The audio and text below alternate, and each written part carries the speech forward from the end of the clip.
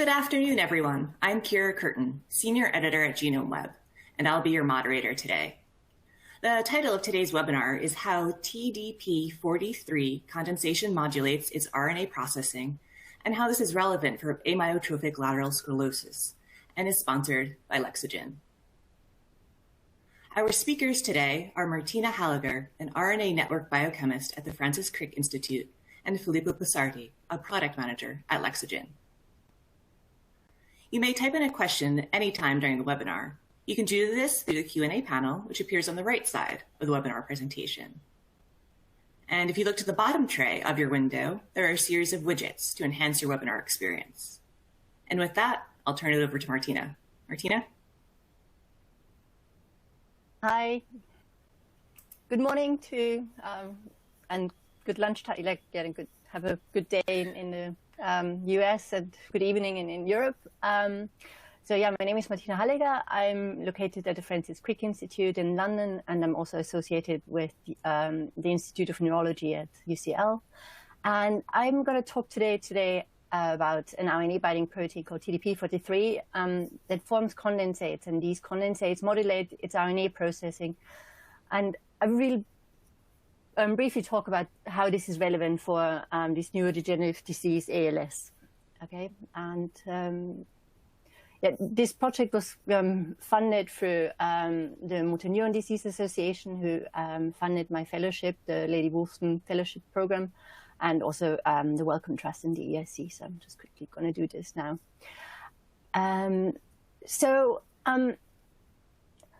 A lot of you will have heard about these membraneless organelles and these cellular condensates that really seem to be gaining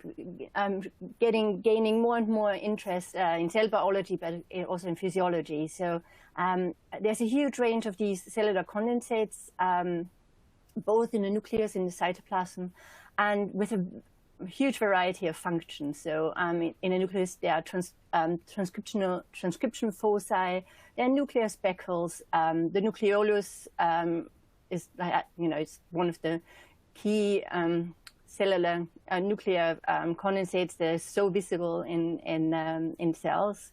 There are paraspectral Cajal bodies in the cytoplasm. Upon stress, these stress granules form. And really important also for neurons, there are so-called transport granules that move along the axons and the dendrites. And many of these cellular condensates contain RNAs, and these RNAs are not just a byproduct, or some of these are really important for scaffolding these cellular condensates. And these RNAs not just scaffolded, but they actually are bound by different RNA binding proteins. It is not completely clear if these RNA binding proteins require the RNA for condensation, because in test tubes they don't. And this is still something that's of great interest to the field. What is the function of the RNA within these molecular condensates? Most of these RNA binding proteins associated with condensates have so-called intrinsically disordered regions, or IDRs. And as I'm highlighting here, with AlphaFold prediction of these some RNA binding proteins, so these are some of our favorite ones in the lab.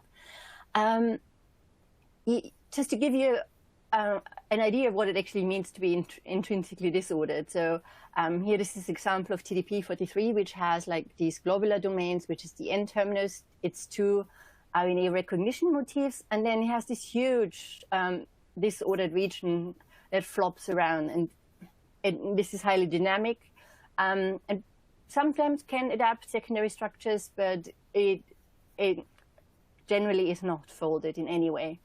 And I think it gives you a good sense of the proportion of or dimensions of these intrinsically disordered region in comparison to the folded domains of these proteins. And as I mentioned, TDP43 is an RNA binding protein, so this is its more linear arrangement. And it was discovered that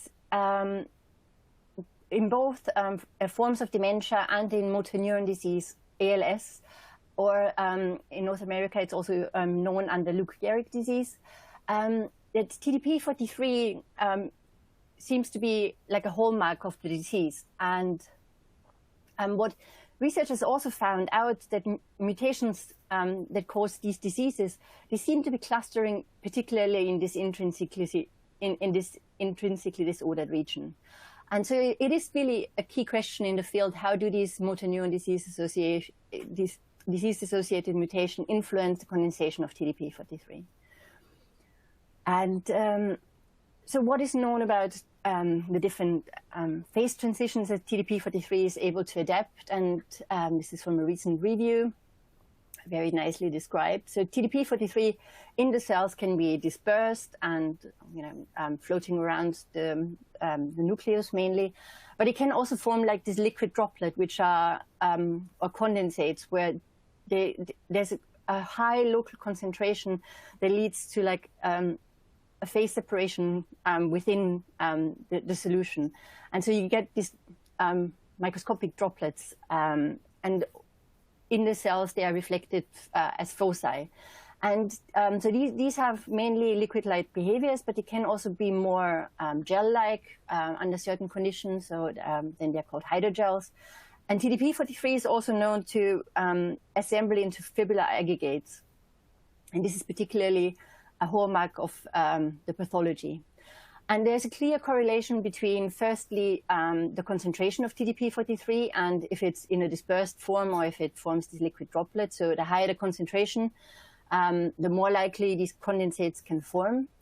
And this happens both in vitro but also in cells. And in cells, it has been known that cells that are stressed, TDP43 starts forming foci and quite large foci, and it also joins into stress granules. Under chronic stress or in vitro, aging droplets can start forming fibrillar aggregates. So these are mainly irreversible folds of TDP43, multiple proteins coming together and forming these aggregates. And these are also seen actually in the pathology. So this is a pathological slide from ALS patient, from an ALS patient. And these big cells here, these are neurons. And it's a hallmark of the disease that this normally nuclear protein gets replaced to the cytoplasm.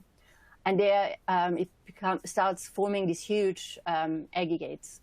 And these pathological inclusions, they're actually seen in nearly all of ALS patients or motor neuron disease patients. So 97% of them have this pathology. But it is also seen in a certain form of dementia patients. They are called FTD. It's a frontotemporal dementia patient, which makes up nearly 10% of all dementia patients, which actually shows you how prevalent actually these TDP43 pathologies are in diseases. And then it also been shown to be aggregated in certain forms of muscular diseases, for example, in IBM.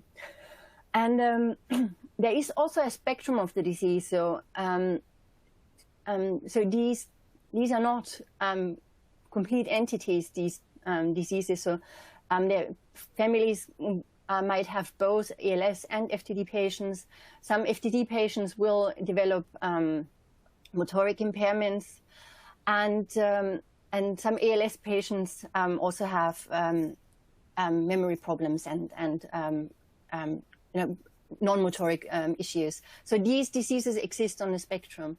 And particularly with ALS, the neurons that are affected are motor neurons. So these are the neurons that connect the motoric regions of the brain with the muscles. And these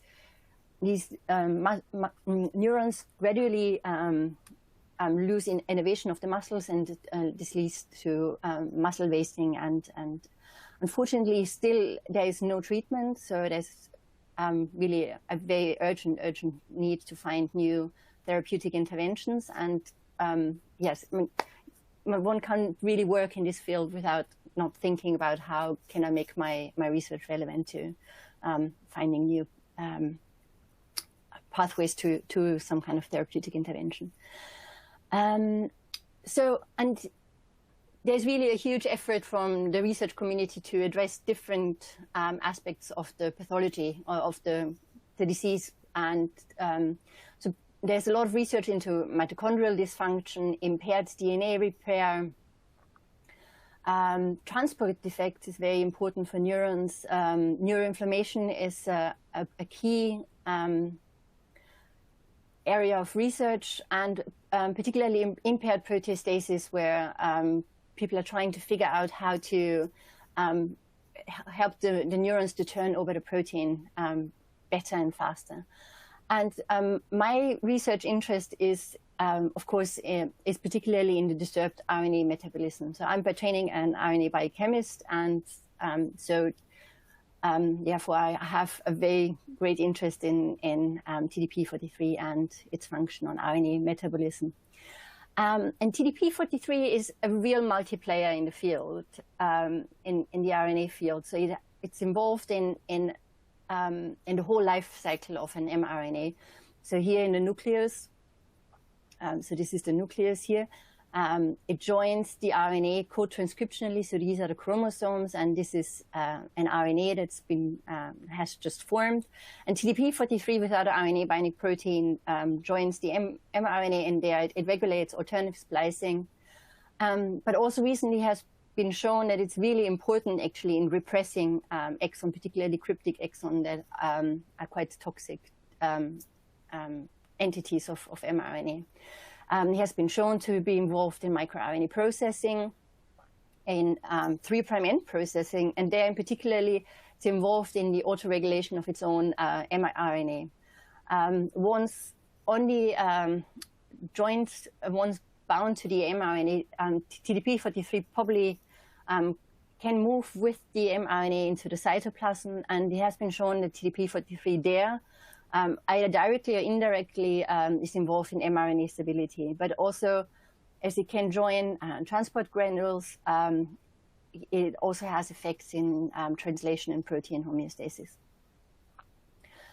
So it's a real multiplayer, and this is reflected in the readouts that we are getting from RNA-seq. And so what our lab particularly is interested in is looking at where RNA binding proteins bind in our transcriptome.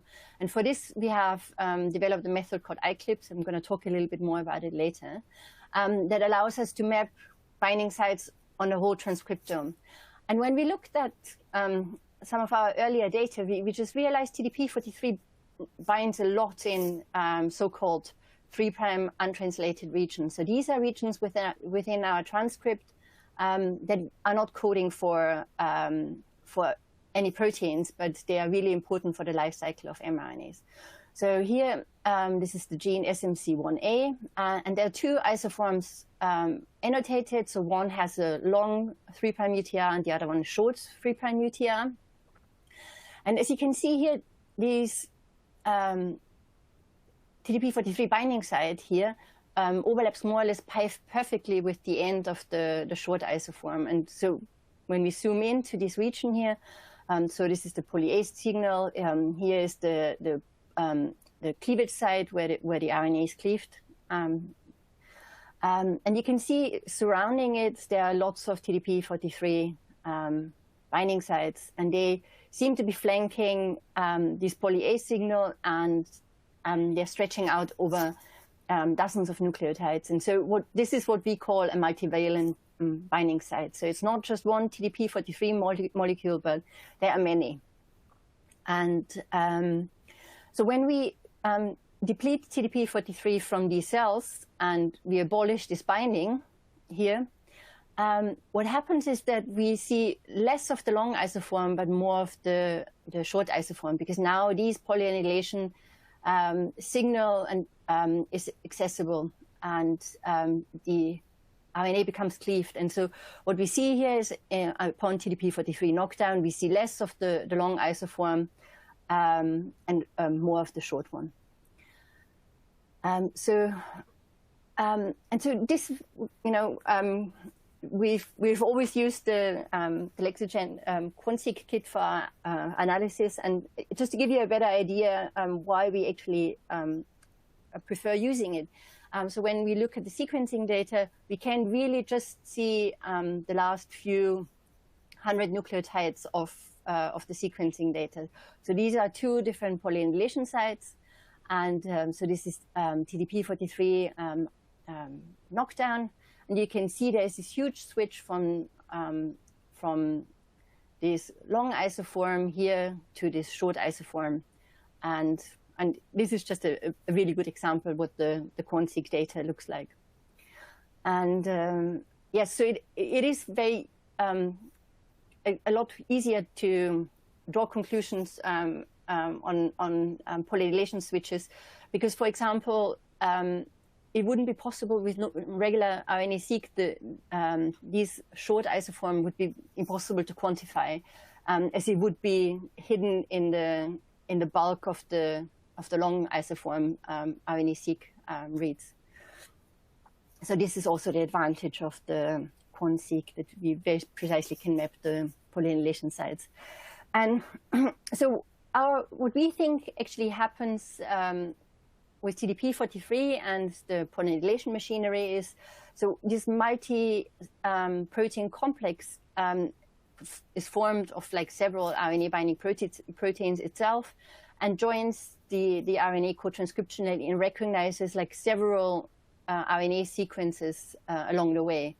And several of those are GU rich, and TDP43 likes to interact with these GU rich regions.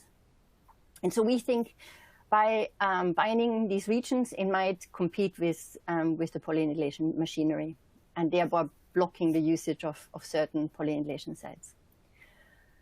And why do we think this is important? So as I mentioned, these 3' UTRs, these alternative polyanylation sites, they don't really change the protein function. So it will, it doesn't change in most cases, doesn't change the open reading frame of the encoded mRNA. In the end, the same protein will be produced from the mRNA, but it has quite profound effects on this switch between these alternative polyanylation sites, has quite profound effects on the life cycle of the mRNA. So as you can imagine, that the difference between this short and this long 3' UTR is that a longer 3' UTRs would be able to adapt folded structures. There would be more chances for microRNAs and RNA binding proteins to bind in longer UTRs. So there is a lot more possibility of regulation of these mRNAs.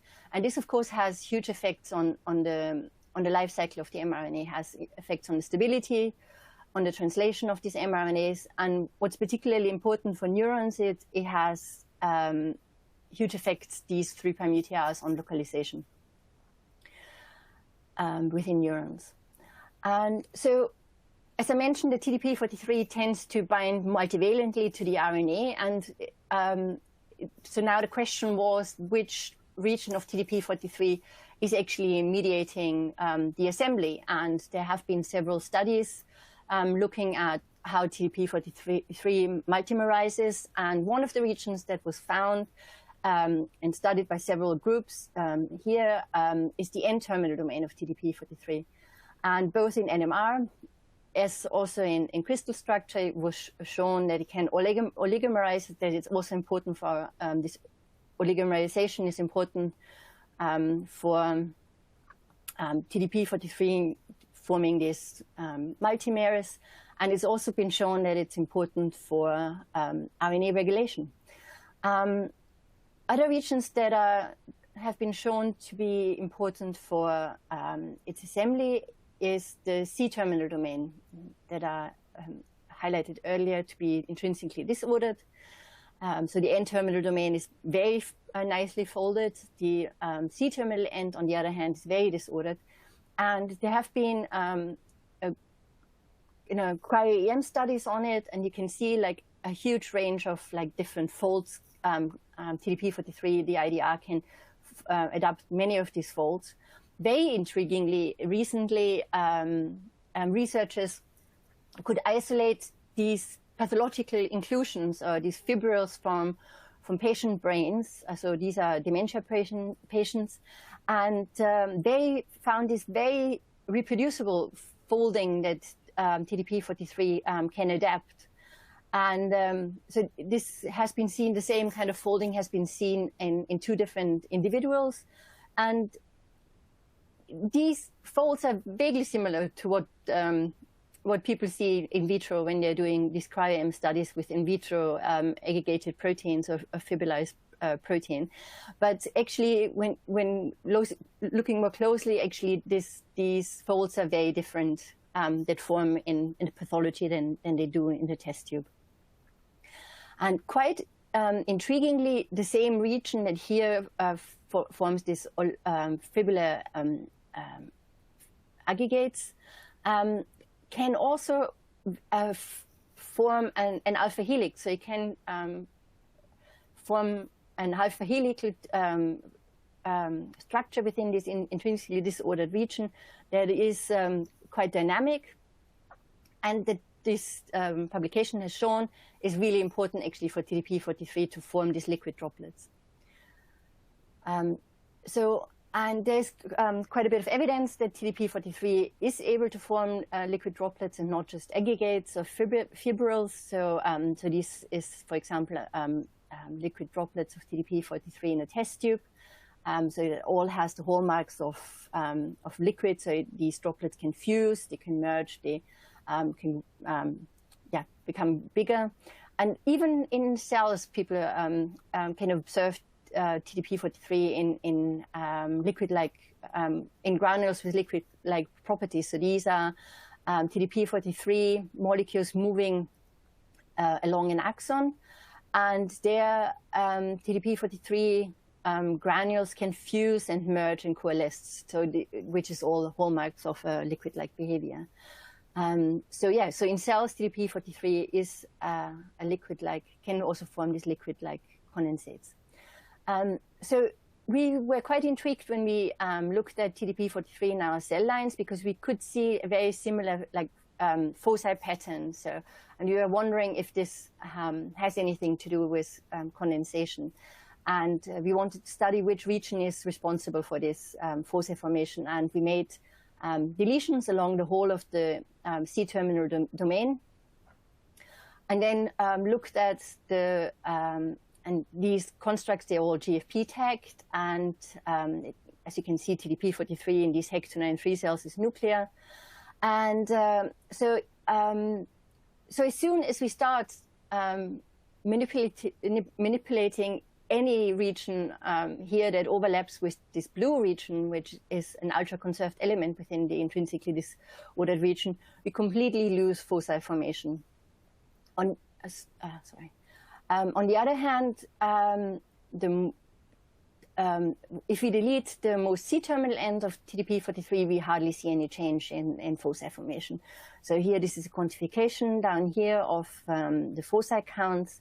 And we see actually a reciprocal behavior to the mobility of proteins. So proteins that make a lot of foci have the lowest mobility in the cells, which is here determined by recovery after fluorescent recovery after photobleaching, which is called FRAP, where the GFP signal is bleached with a laser, and then you look at the recovery of the signal, and you assign it a time course. So this is the figure here. So the wild type has the slowest recovery, which means it is the least dynamic, whereas all the other ones have increased mobility. All other deletions. And so the smallest deletion that we could produce was the deletion of this ultra-conserved element, and we wanted to see actually if these results also hold up in vitro. And just to highlight, this was done in collaboration with a PhD student, now postdoc in the lab, who's doing a lot of the imaging work, Flora Lee. And to look at these constructs phase separating in vitro, we reached out to James Schroeter at the University of Philadelphia, who's an expert in phase separation studies on TDP43. And he did phase separation experiments, or Bo Lim Lee, a student in his lab, did phase separation studies with our constructs and could show beautiful phase separation of the wild type, here, and phase separation also with the C-terminal deletion. And then, of course, with the helix deletion, or the conserved element deletion, we lose foci formation in vitro. So we perfectly can recapitulate in vitro what we're seeing in our cell lines. So as this conserved element was the smallest deletion that we could produce, we focused on that in the future. And also the conservation gives it an indication of the importance. So we thought of focusing on this.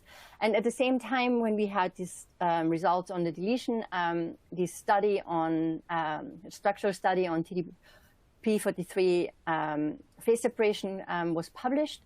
And the Nick Farsi lab, they did a huge range of mutagenesis on this region within TDP43 and could define the properties of these mutants and their effect on condensation. So what we took from this publication was we wanted to create a gradient behavior of TDP43 variants. So from very disrupted in this condensation to very enhanced to this condensation. So using the information from this publication, we generated cell lines expressing these different variants. And then we also had ALS causing mutations, which were predicted to be in between these helix disrupted and helix enhanced kind of variants. And yes. And yeah, it was beautiful to really see this perfectly confirmed in cell lines. So here on the top, these are the helix deletion, the helix disrupted point mutation, and here on the bottom, it's the wild type and the helix enhanced variant. And as you can see, there's a clear correlation with our prediction of condensation and the foci count. And now with the tool set in hand, we really wanted to know how does this condensation influence its RNA binding? And so for this question, we addressed, using a method, to address this question, we use a method called iClip, which stands for cross-linking immunoprecipitation. And there we use UV irradiation to cross-link the RNA binding protein to the mRNA in the cells. Then we lyse the cells, cut the RNA with RNases in fragments to really only have the footprint of the RNA binding protein. We isolate this RNA binding protein, this RNA protein complex using an antibody in an IP, and run these protein RNA complexes on a protein gel and blot it onto the membrane. And to release the RNA, we do a proteinase K digest. And then we end up with like an RNA fragment that only has like the final peptide of the RNA binding protein left on there. And what happens normally in the reverse transcription, so this is here happening, we're using this RT primer. We're also doing an adapter ligation here to have a platform for our RT primer. And most of the RT, really the greatest majority of the RT will terminate at the crosslink site. So it actually allows us to physically map the crosslink position. We are then circularizing the cDNA, and the RT adapter has like the platform for the PCR primers to actually amplify the sequencing library. And so going through this procedure, we then, together with our bioinformaticians Aram and Clara in the lab, then really looked at the motif enrichment. And quite strikingly, all of the variants that we had, they recognized the same kind of motif. So we had like these top 20 motifs. But as you can see on the heat map here, that they have slightly different affinities. So in green, it would be higher affinity. So the wild type and the helix enhanced variant, so they both have a high affinity to this classical UG-rich motif that TDP43 recognizes. So it will tolerate interruptions to these UG repeats, so I will tolerate A interruptions, and to a much lesser extent, it will tolerate multiple A's interrupting these UG repeats, and so you can see the affinity of the wild type and the helix-enhanced variant are much lower to these. On the other extreme, the condensation deficient variants, they have a much lower affinity to the UG-rich motifs, and what appears a higher affinity to the these AA interrupted variants. But what actually is happening here, you can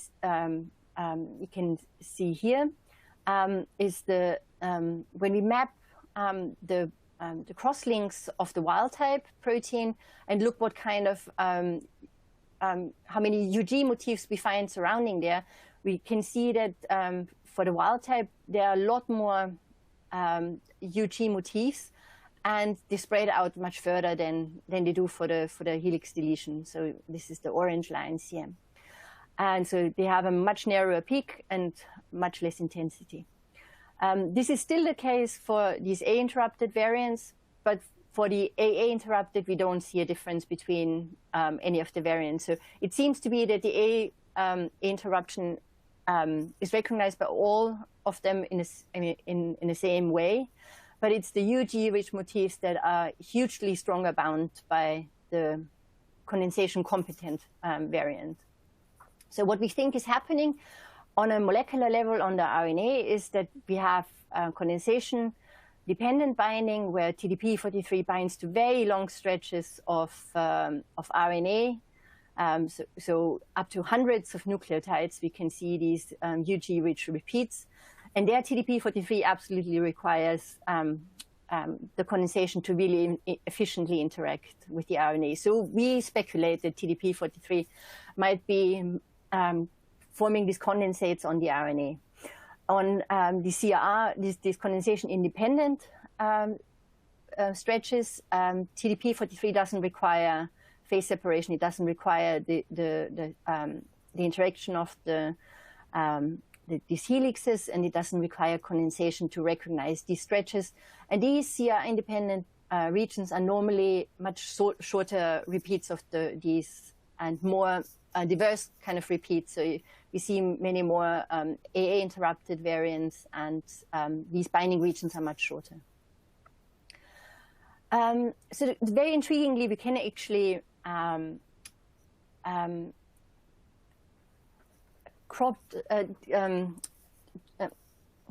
make other RNA binding proteins behave similarly if we form chimera. So what we have done here, we can graft on this behavior on other RNA binding protein.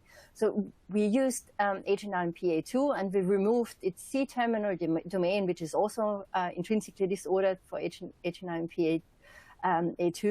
And then we fused it with the C-terminal domain of TDP43. So we replaced the whole of the CTD of HNRMPA2 and replaced it with the CTD of TDP43. So it still has its own RNA recognition motifs, but the IDR and the helix-forming regions within it from TDP43. So what the main thing was that these variants actually, this chimera does not lose the ability to recognize its own endogenous motif. So HNRMPA2 recognizes these GGAA motifs, and both the endogenous as well as the chimera recognize these very efficiently. When we, on the other hand, look at these UG-rich motifs that TDP43 binds, we don't see any binding at all for these for the endogenous HNRMPA2. But what we can see quite strongly is that the enrichment of this chimera surrounding these UH motifs. So it's not exactly at the crosslink region, which is right here at the center, but it's flanking it. So it's probably biophysically recruited into these condensates of TDP43 and crosslinks in the vicinity of these TDP43 binding sites. And what evidence do we have for that? So when we knock down the endogenous protein, so that this is the dashed line here, we lose the majority of the binding. And so the remaining binding that's still seen here is probably because the knockdown wasn't 100%. So we now know that we have very good evidence that the condensation of TDP43 is homomultimeric, and so it's TDP43 multimerizes with itself to form these condensates, and thereby recognizing these long stretches of UGs. And so what is now the effect on the transcriptomic? And so this is the analysis of Quantique data done by Anup Chakravarti from the Lashcom lab at the Francis Crick Institute. So he has developed this analysis pipeline to quantify these relative changes in polynylation site usage. And what he could show from the Quantique data was that there's a differential behavior depending on the underlying sequence of these mRNAs. So he could see there's like some regulation that depends on condensation, and there's a slightly bigger proportion of events that actually is independent of condensation of TDP43.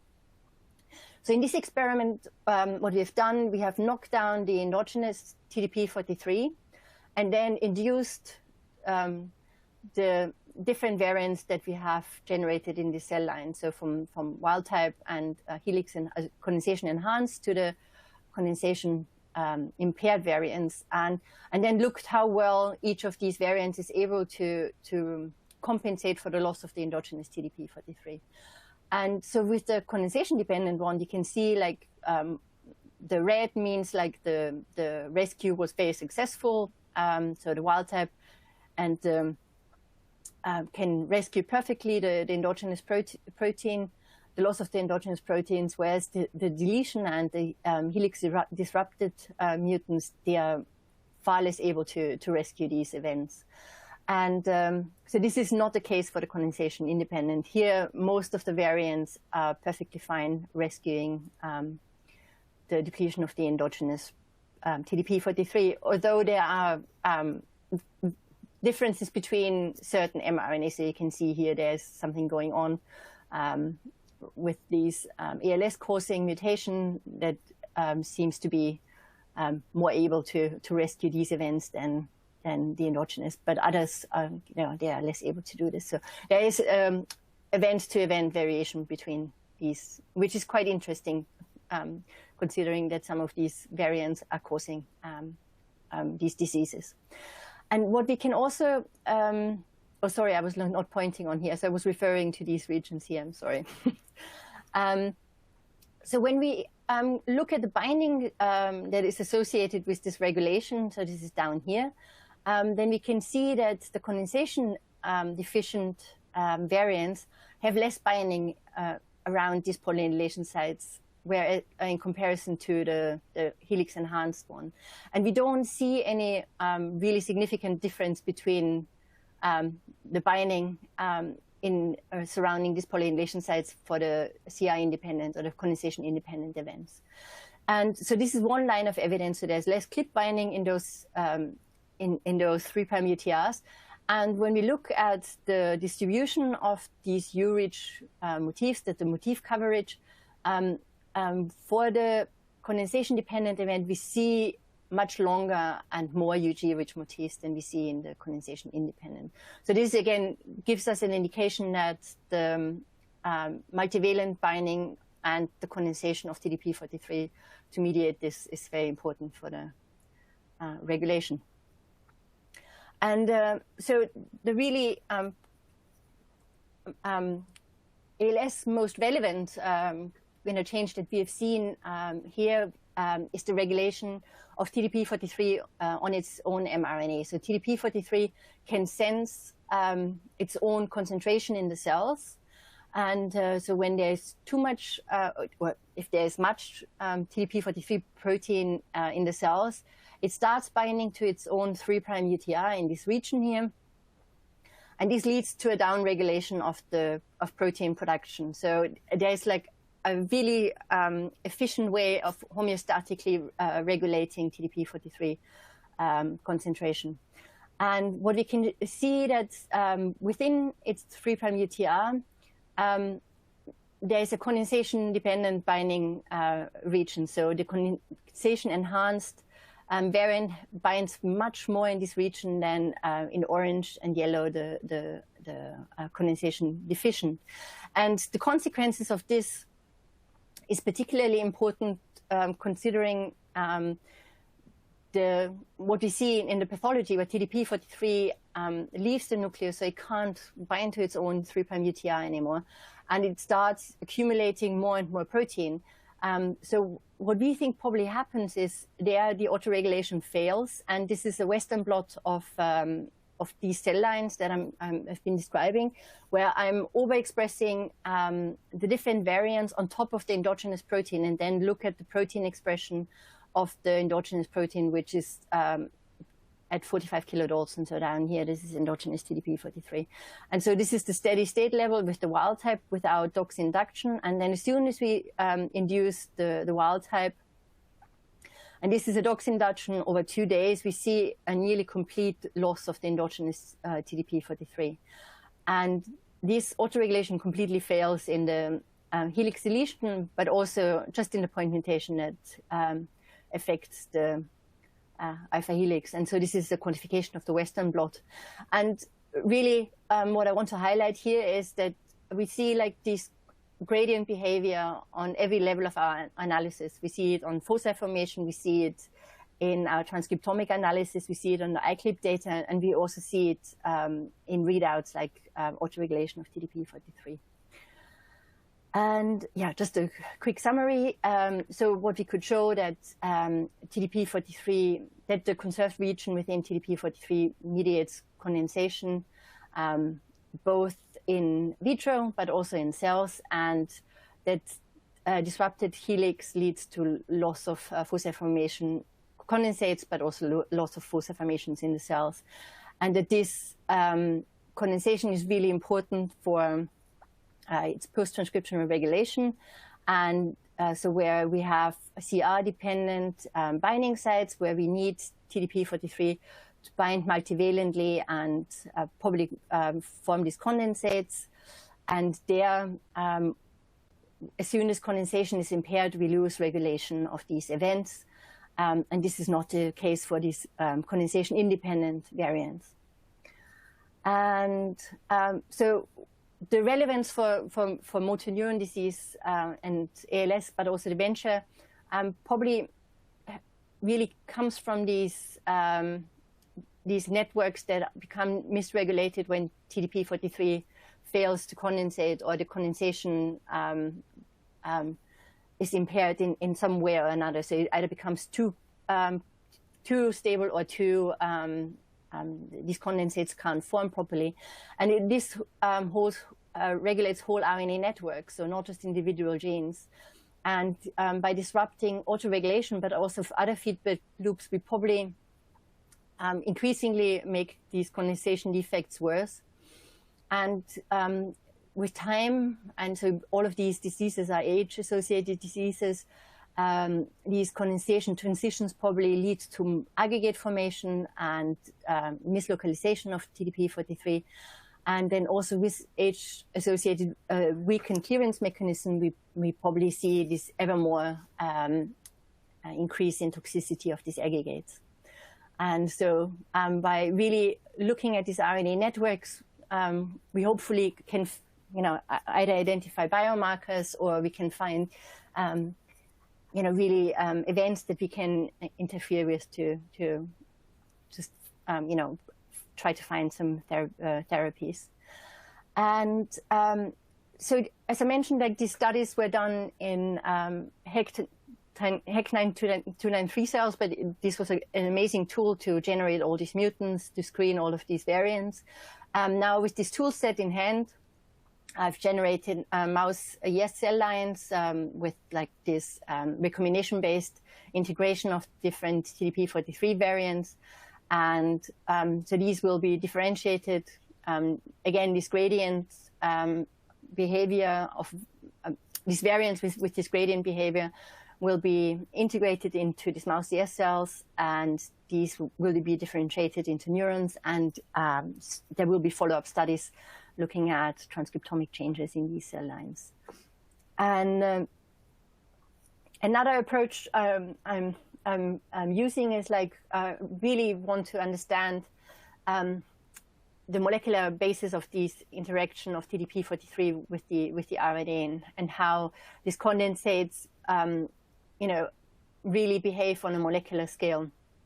And so I'm setting up a lot of biophysical methods to look at this, and one of them is Kinetic Clip, which is uses ultra-fast laser pulses to induce the crosslinks in the cells, and then because it's not the steady state beam of UV that we normally use for the cells, we can actually draw conclusions from the sequencing data. So we're doing our iClip procedure afterwards, but from the sequencing data, we can draw conclusions of the kinetics of binding.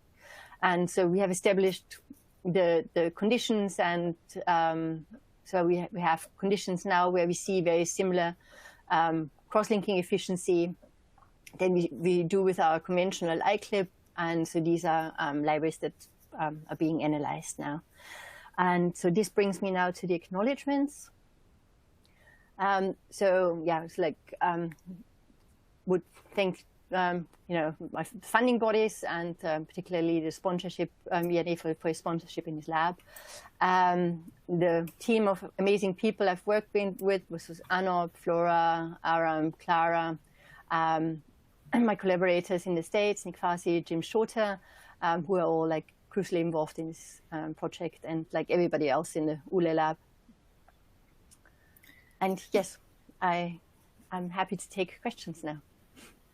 Thank you, Martina, for that great presentation. And now we'll hear from Filippo Passardi, a product manager at Lexogen. Filippo? Yes, hello.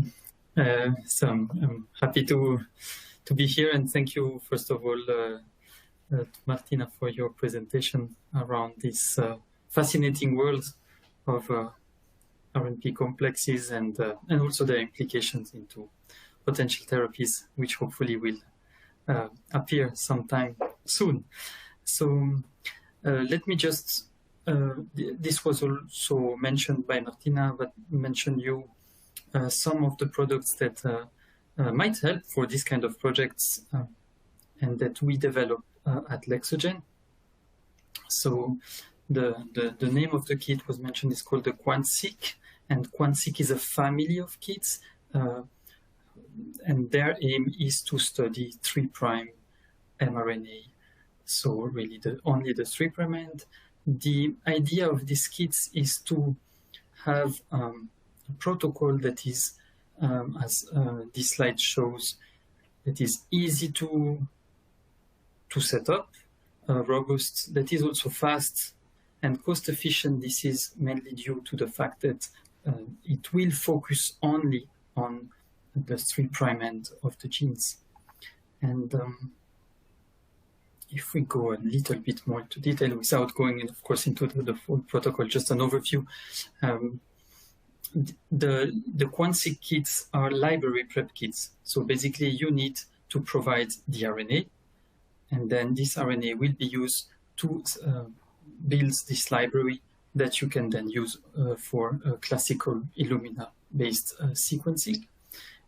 It's cost efficient because you will only focus on a fraction of the RNA, and that is the 3' end. But not only the cost is important in this case, is also the data analysis.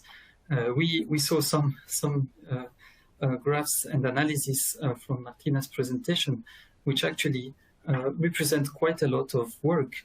And of course, if you have extra work to perform on sequences that are not the target sequences, it will make your data analysis much more complex. That is why also focusing on, thanks to the Quantique, on this 3' will make your data analysis simpler.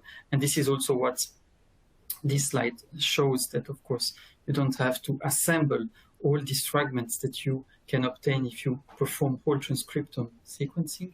And with the Quantique, you can just focus on what you need, and also you can count them. The kit also does not need any RNA pre-processing, and hence the library preparation is quite fast, as you will see, you can see actually in this slide, where you don't have on the left-hand side the pre-processing, so the mRNA purification enrichment step. You don't have the RNA fragmentation step. You start right from first strand synthesis, followed by second strand synthesis and cleanup. You don't need to add adapters. These are added progressively throughout the protocol, during the first, second synthesis, and then during the PCR amplification. So all in all, the protocol lasts for 4.5 hours, which can be handy when you want to save a bit of time in the lab and launch the sequencing as soon as possible. And yes, so summarized in a few points, Quantique offers an easy, fast solution, cost-efficient, to analyze your 3' and RNA, and it also accepts a wide variety of RNA. So you just need to have this poly-A tail, and you can even work. We have some examples on with FFPE samples, for instance. We also provide support in case you want to automate your protocol with scripts and also kits that are more amenable to automation. And finally, don't hesitate to have a look at our website, because behind Quantique you have different kinds of kits which can accommodate your protocols. So you have classical ones, but you can also have some where you can bring your own RT primers or second strand synthesis primers, as actually Martina used. So she adapted slightly one of the protocols with custom primers. And I think that was the last slide. So we are open for questions. Thank you. Thank you, Filippo. As a reminder to webinar participants, if you have a question, please type it into the Q&A box in the control panel. We'd also like to ask attendees to take a moment after the webinar has ended to take our exit survey to give us your feedback. So we will now start the Q&A portion of the webinar. The first question is for Martina, and it is, are the fibril aggregates the major form that is found in the prion-like TDP43 aggregate transmissions from cell to cell? Yeah, I mean, these prion spreading, it is very intriguing. So there is evidence from research that these fibrils can seed aggregation in cells. I think it also has been shown in mouse models. It's very difficult to really prove that this happens in the pathology. So there's a possibility that there's a cell-to-cell spreading of these prion-like fibrils. But I think all of the cells will experiencing the same kind of genetic pressures, and thereby there could be another reason why so many of these neurons are affected and why it starts spreading. And so the transmission from cell to cell is not the only explanation. So it is an explanation for could be an explanation for the spread, but yeah, probably not the only one. Okay. And does the CR conserved region interact with cytoskeleton proteins? And would this interaction be relevant for droplet formation or motility of TDP43? I'm not quite sure if the person who's asking the question means cytoskeleton or cytoplasmic proteins. So if it is cytoplasmic protein, this is a really intriguing question that I'm very interested in addressing. If it's a cytoskeleton protein, I'm not sure. Or is it meant for the transport? So where it interacts with the microfilaments doing transport? So I'm not. In both ways. I don't know if the CR helix is important for this. CR helix is important for the condensation, and there might be other regions that are responsible for the interaction with, for example, the machinery that's in charge for transport granules. So so TDP43 as condensate could join those transport granules. If this is mediated through this conserved element, I don't know. We don't know yet. So, but yeah, okay. Important questions to ask. Would this approach be quantitative regarding the end gene expression? I think that's probably a question for Filippo. I think for Filippo, yes. Yeah. Yes, as long as you focus on these 3' ends, the kit is made such as the first strand. So basically, you have hybridization of a specific oligo, and you only have one molecule synthesized by RNA target. So essentially, this allows doing some gene expression quantitation.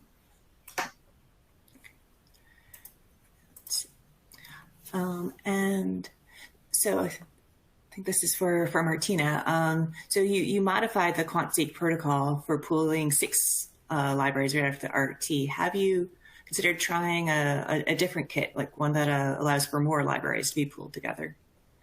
The main reason why I was doing the multiplexing was not to reduce costs of sequencing, but just enhance actually.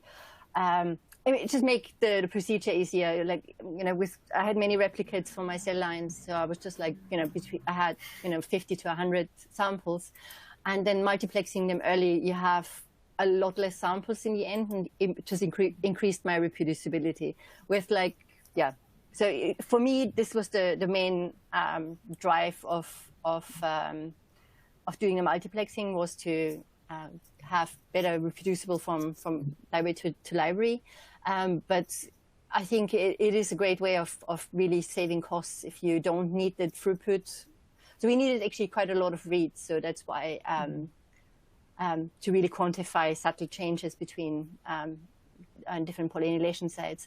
But yeah, so if it is great to be able to do this multiplexing to really drop the costs. So there's, if you don't need that many reads. Mm. And have you tried to delete IDR1 and CR? Is that a combination that you've tried? No, I didn't actually. And I mean, if I would go, I think for us when we had this minimal region of the 30 amino acids that we could delete, and that was like highly conserved, we were quite interested in this. But going back, or just like, it would be probably more interesting to look at the boundaries, because most of the flanking constructs that we had, the deletions, they were all overlapping with the conserved element in some way. So we can't really completely exclude that these deletions by themselves wouldn't have like an effect as well, because how we have designed them at the point, they were overlapping with the conserved element as well. So I probably would probably go back and redesign the boundaries to really see what the most N-terminal end of the IDR1, what the function is. And is the gradient of dysregulation of the ALS mutations, does that correlate with clinical severity or presentation? This is a difficult question to address. So from the 3 mutations that we have used in the study that are associated with ALS, so one is actually outside of the outside of the conserved element, and that was actually our control. This is like, how does a mutation that is actually not affecting this helical region, how does that change transcriptional regulation or post-transcriptional regulation, RNA processing? And And the ALS causing mutation that we had, they were actually between the two extremes. So they actually they were less condensation competent than the wild type. So, and it is difficult to say how this really correlates with disease severity and onset. So there's not really a clear link between the two. Well, that's all the time we have for today. We'd like to thank Martina Hallegger, Filippo Passardi, and our sponsor, Lexogen. If we didn't have time to get to your question, we will try to follow up with our experts. And as a reminder, please look out for this survey after you log out to provide your feedback. If you missed any part of this webinar or would like to listen to it again, an archived version will be emailed to all attendees. Thank you for joining us for this Genome webinar. Thank you. Bye.